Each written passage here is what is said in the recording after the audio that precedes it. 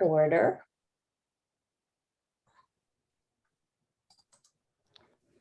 All righty. I note that Mr. Foyman unfortunately will not be able to make today's meeting and he's excused. And for the record, I note that I am here and Mr. Shine is here. I'm going to open it up for public comment. Ms. Schaefer, is there anybody here for public comment today? There is not. We have not received public comment via email or mail as well. Thank you. Then I'll close public comment. Next, I'll ask for a motion to approve the minutes, please. So moved. Thank you. I'll second that. Comment or discussion? I have one comment, and it's just a minor thing. In the paragraph for approval of the minutes. Wait a minute. Yes. In the third sentence, it refers to a change being made, and I don't think a change was made last time when we approved the minutes for May 24th. I think it's there's a phrase that needs to be eliminated there. Do you see that? I'm sorry, I don't have I looked at them before, but I don't have them up. Yes, so duly noted. Okay, just a minor typo, I think. Already with that minor change, all in favor say aye. Aye. Aye. All righty. All righty, we have some new business. We have a remote work policy. Yes, we do. And why I have the Personnel Committee captured here on a special committee meeting, I figured I would take the opportunity to put in front of the personnel a remote work policy and procedure. This is actually something that I, as the HR director for the town, have been working on since last October. When the town hall was shut down by the governor's order due to the COVID pandemic, the town did not have in place a remote work policy. And while for the last 18 months, town employees under the direction of the town manager, Ryan Aylesworth, have been working remotely, I am working with the town manager, Ryan Aylesworth, as well as the information technology director, Jamie Russell, have put together a policy that will help guide and direct both employees and managers with regards to working remotely. It's not meant for every position. For instance, our fire and our Department of Public Works, as we have seen through the pandemic, the nature of their job does require them to be at work and doesn't allow it to be done remotely. But there are other, for instance, the employees in the professional technical union within town hall, within the senior center, within the library. We have a community center. We've been using this as a response if someone needs to be quarantined. They're still able to be productive and do work on behalf of the town. So with the town managers and the IT directors' approval, we got this to a point where many renditions later, it is where we think it needs to be to present it to the Personnel Committee for your review and approval and discussion, so that we can then formally implement a remote work policy. Also on another note, as part of the union negotiations, the professional technical have put this on one of their proposals to go forward. And Mr. Aylesworth and informed them that this was something that was being worked on on behalf of the town as a whole. Mr. Schaefer? So just to make sure I understand, although you did state it, this is not for emergency situations that can be dealt with one by one. This is in an ongoing situation where the employee and his or her supervisor and the town manager agree that on a regular basis, this can be approved if it meets everyone's concerns about workflow and so forth. Not just emergency, but ordinary times. Correct.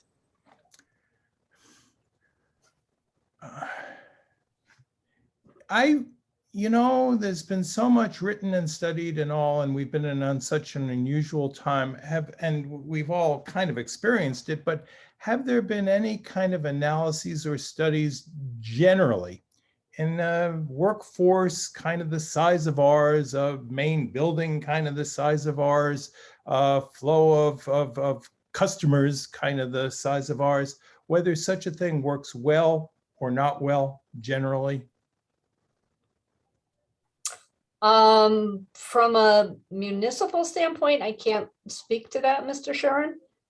From a private sector, where you both know that I came from, it's shown that people are actually more productive. Why the department heads, the supervisor and the town manager will be involved, to your point of making sure that this is approved. Because we still understand that foremost, we are here to serve the public and the residents of Mansfield, and wouldn't have a whole department shut down without being able to serve the town. If I can continue, there are measures of productivity in terms of, units of work done, I suppose, in many areas, but there's also the kind of intangible. You're around other people, you kind of pass them in the hall and you have a conversation that relates maybe indirectly to work, but you understand better what's going on. There's a building of esprit de corps. There are things that are more positive. When I used to be in administration, worked at one point remotely 1 day a week. I got my job done, maybe even better than before, but there was a lot that I missed. And so for those reasons, I'm not a fan, but I try to have an open mind, but that's just my thought. Totally hear your concerns and understand your concerns, because there's always that hallway conversation that goes on where critical information is passed, or you see somebody and it triggers you to have that conversation. I get the sense that this isn't something that somebody would be doing full-time, that it's more on a as-need basis for the 1 day here. It may be for a longer 2-week period of time, but do I see this as somebody saying I'm going to work remotely full-time for my job? No, I don't get that sense, because I believe in my interaction with the employees in this town, they know they're here to service the public, and that comes first and foremost. Even if I can just continue one more time, if Sure. we did not approve this policy, there would still be the opportunity for, on an emergency or as needed, or the employee's special circumstance for a day or a week basis, it could happen for that limited time, even if we didn't have this specific policy, which opens the door to perhaps broader use of the virtual opportunity. Is that... Yes, correct. But the other thing that, from a human resource standpoint, that a policy and procedure puts in place, it makes the people understand with regards to that. For instance, you're using your own equipment. There are certain standards that are expected to be maintained, that your, review will be done in the same way, the level of communication. So it's sort of outlines for both managers and employees, the guidelines that need to take place that from an HR standpoint aren't in place now. Does that answer your question, Mr. Sharon? It answers it, but doesn't fully meet my concern. If I can just, I would be happier if, I don't have in front of me the proposed resolution to approve this, but if there were wording saying this is only for use on an emergency or special needs basis for a very limited period of time, something along those lines.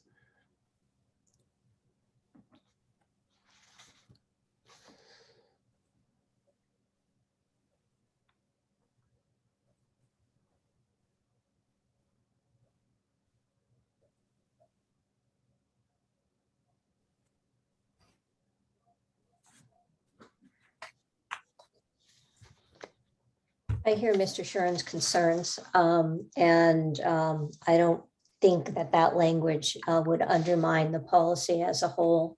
And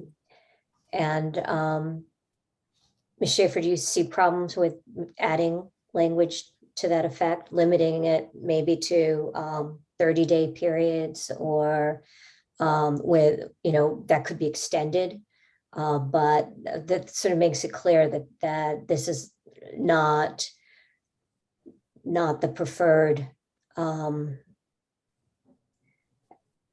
also that it's something that should be being reevaluated, or maybe 60 days. But particularly in the beginning, we could start maybe with 30 or 60 days, and then as it seems like it's not being abused and it seems like it's working appropriately, maybe revisit it and extend that period of time. Yeah, Sure.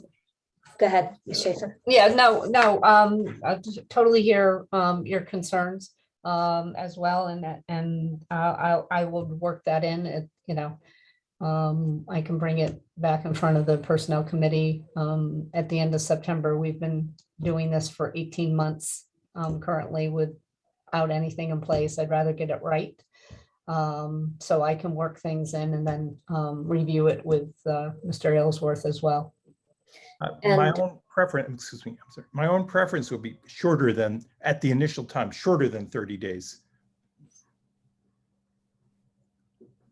Just a 2-week period or something like that. But I also say I first off really appreciate your work on this, and as I know Mr. Sharon does as well. And also I think we do need a policy. So I suspect, sadly, that there will be reasons for emergency shutdowns in the future, and also because it creates the possibility and the framework with policies in place for those periods of special needs where it's appropriate for somebody to be working from home for a period of time. That said, I had a couple of things I just wanted to make sure I understood and just to get some clarification on. The thing, there are 2 areas I think I'm primarily concerned about, and that is keeping confidential information secure, and also equipment. So at one point on the actual agreement, which is page 4, it says that all remote work arrangements, the required equipment will be supplied by the employee, which I find potentially troubling. And then I also note that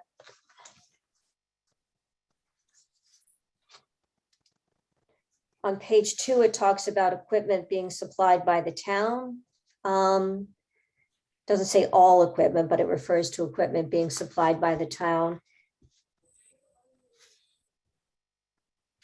So I guess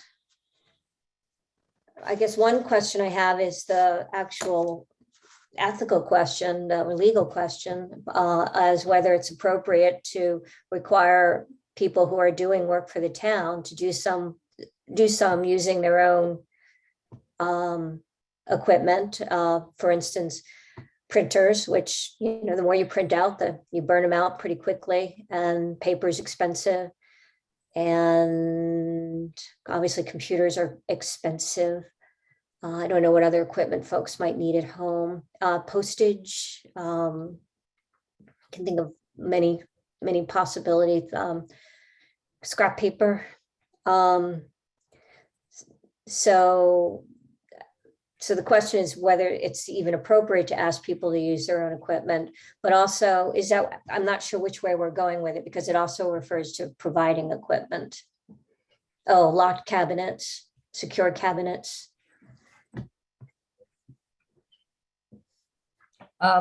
Yeah, let me, one of the reasons why I sat down with Mr. Russell as well as the IT director was to get his take on this with regards to sort of what is going on now. And I, as you, Ms. Berthelot, had a concern about the whole confidentiality and using equipment. The way that the towns, without getting into IT or detail along that lines, but the way that the town's systems are currently set up, you use your equipment as a dummy machine to remote in. So nothing is stored on your personal home equipment. It's just an ease way of people to access their email or their files by remoting in. But your PC is used as a dummy PC to remote into your, in my case, the system in my office. So that sort of alleviated the concern I had with regards to people using their personal equipment. It's just a vehicle to get to their CPU in their office.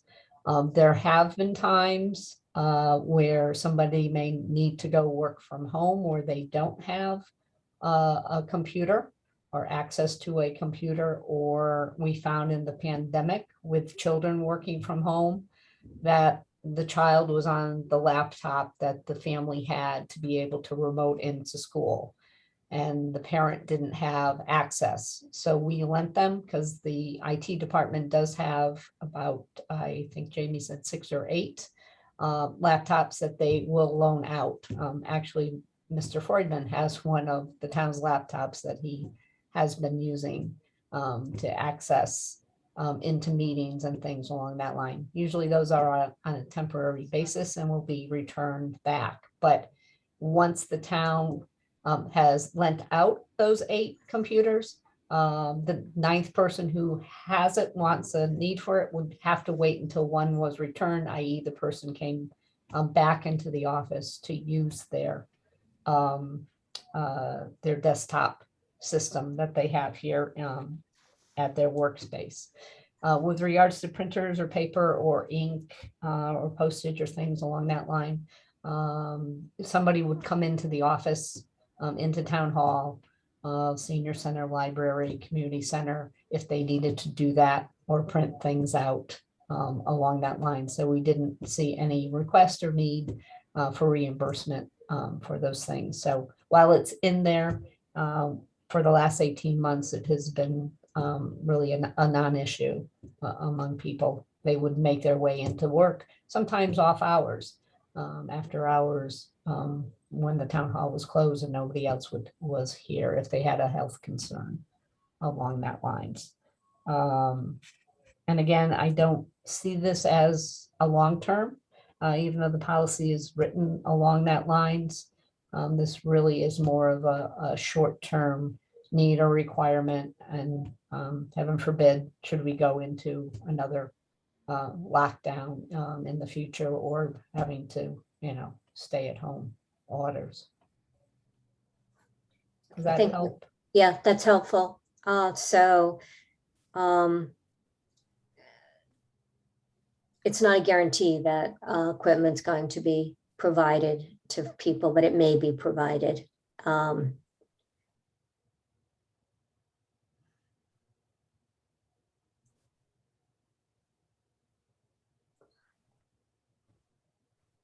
we wanted to have the opportunity there because we have the opportunity now, but with most people having computers at home, the school situation was a real life situation where the town lent a parent a computer because their child was using theirs. I guess it's just the phrasing of the sentence. It starts so strongly with, I understand that for all remote work arrangements, the required equipment will be supplied by the employee. And then it says on a limited time basis, equipment may be supplied by the town. It seems that they're contradicting. Yeah. And so it seems like the first, that needs to be worked out to make it clearer, so that the sentences don't seem to contradict each other. Does that make sense? Okay. Yep, totally. I've looked at this for so long. I can't see the forest for the No, trees, so I yeah, appreciate. yeah, I know this kind of language is, can we talk about the issue of security and confidential information? I'm anxious about that.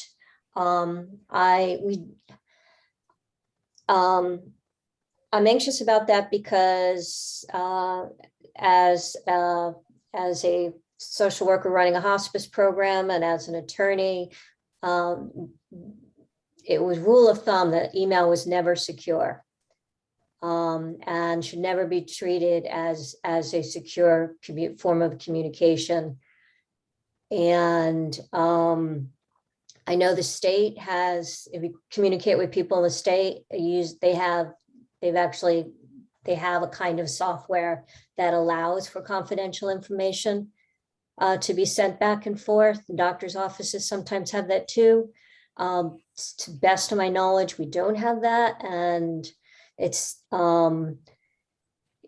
since everything, I mean, we should need to think about sort of FOIA requests but also the fact that it's easy to hack into email. And I don't know the nature of the stuff that goes back and forth between various members of the town staff. I do know that it's been very frustrating for us and right now, not meeting together and having to think about confidential documents and not emailing them back and forth to each other. So you may know a whole lot more than I do, but and I'm also really, it seems like an awful lot of, if it's not been done, an awful lot of training needs to be done about securing an office space so that your kids aren't coming through and picking up information, that there are in fact locked cabinets and that are fireproof if the stuff that's original. Anyway, I throw it back to you. You know a lot more than I do. No, I appreciate, again, your comments and your concerns.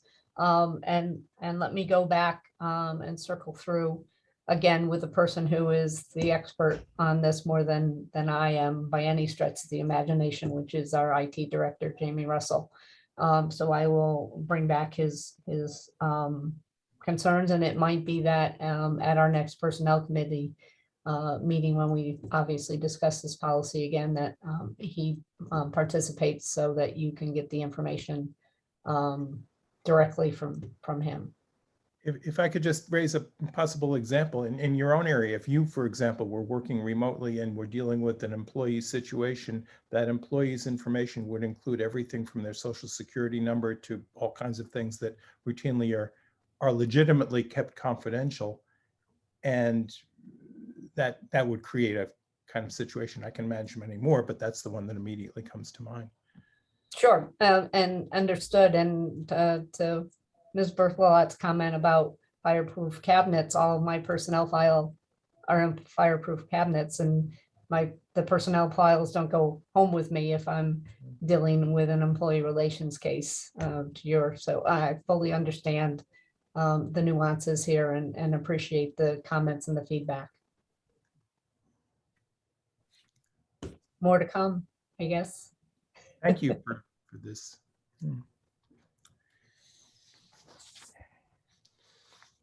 Any other questions or concerns that I need to hear about so we can address these at the next personnel committee meeting? I think that's all I've got. And as always, if you think of something, please feel free to reach out. I want to make sure that everybody's concerns are addressed, and we roll out the best policy for everyone involved. Mhm. Thank you. Thank you. All right. All righty, so the next thing is to move into executive session. Mr. Shuren, would you give us a motion on that? I move that the Personnel Committee go into executive session for a discussion of a personnel matter, and if we need to be related to the town manager evaluation. Unfortunately, this is one of those ones I think we're going to need to use the magic words. Do you have them in front of you? I'm sorry, I I can do it. I can do it. Yeah. And then you can second it. Okay, I move to move into executive session in accordance with Connecticut General Statutes, Section 1-206A for the town manager's 6-month performance review. second that motion. All in favor, say aye. Aye. Aye.